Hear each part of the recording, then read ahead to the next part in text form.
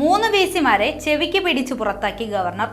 പടിയിറങ്ങും മുമ്പ് തന്റെ ഉത്തരവാദിത്തങ്ങളും വാക്കും നിറവേറ്റി പോകാനുള്ള തയ്യാറെടുപ്പിലാണ് ഗവർണർ. നോക്കാം വിശദമായി. സംഭവം മറ്റൊന്നുമല്ല, കാലിക്കറ്റ് സർവകലാശാല വിസിമാരെ ഗവർണർ പുറത്താക്കി എന്ന വാർത്തകളാണ് ഇപ്പോൾ പുറത്തു വരുന്നത്. UGC മാനദണ്ഡ പ്രകാരമുള്ള യോഗ്യതകളൊന്നും ഈ വിസിമാർക്ക് ഇല്ലാത്തതിന്റെ പേരിലാണ് നടപടി.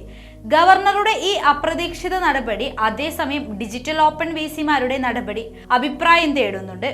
ഹിയറിംഗിന് ശേഷമാണ് ഗവർണറുടെ നടപടി. ഓപ്പൺ വിസി രാജിക്കത്ത് നൽകിയിട്ടും ഗവർണർ സ്വീകരിച്ചിട്ടില്ല. ഉത്തരവ് ഉടൻ പുറത്തിറങ്ങും. ഹൈക്കോടതി തീരുമാനമനുസരിച്ച് 10 ദിവസം നടപടിയിൽ തീരുമാനം ഒന്നും ഉണ്ടാകില്ല. വേണമെങ്കിൽ ഇതിനിടെ വിസിമാർക്ക് കോടതിയെ സമീപിക്കാവുന്നതാണ്. സാങ്കേതിക സർവകലാശാല വിസി ഡോക്ടർ MS രാജശ്രീയെ പുറത്താക്കിയ സുപ്രീം കോടതി വിധി അനുസരിച്ചാണ് ഗവർണറുടെ നടപടി. സെർച്ച് കമ്മിറ്റി നിയോഗിച്ച പാനലിൽ നിന്ന് വിസിയെ നിയമിക്കണമെന്ന UGC ചട്ടം പാലിച്ചില്ല എന്നതാണ് രാജശ്രീയെ പുറത്താക്കിയതിനുള്ള കാരണം.